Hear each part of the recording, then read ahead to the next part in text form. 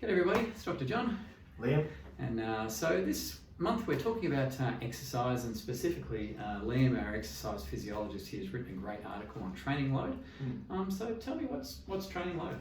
Yeah, so when we think of training load, there's two big things that we think about. The first one is duration, so basically how long you're exercising for. The second one is intensity, so basically how hard the exercise is. So in terms of time, for example, if you play 2 games of soccer, 60 minutes each, then your training load for the week will be 120 minutes.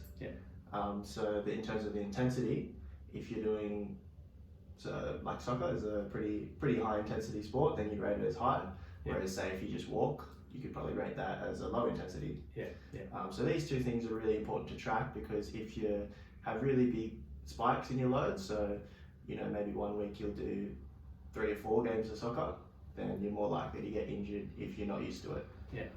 And I see this in my patients a lot too. You see people that are perhaps doing things beyond their capability, and they injure themselves. So in terms of getting into something new, any sort of tips there? Yeah, for sure. So I'll just use soccer as an example again.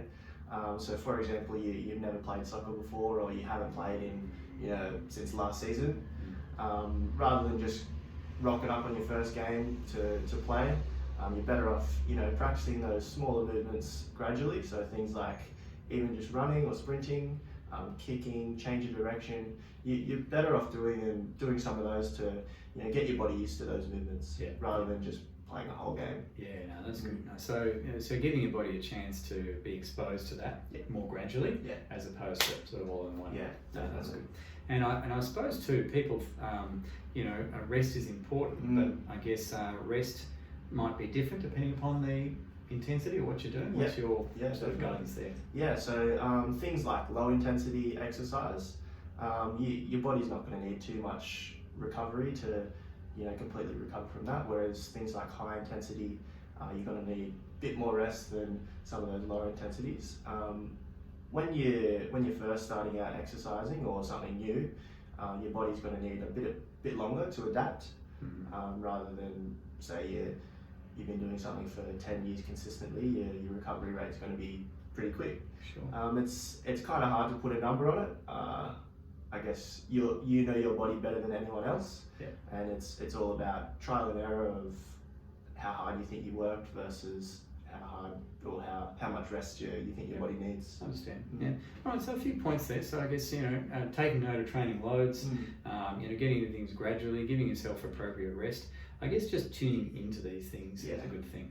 So great article. So if you want more detail on that, have a read of that article. And obviously, if this is something that's piqued your interest, spread the word. And also, exercise physiology is a great, I think, way of helping you improve your patterns of movement and ability to do things.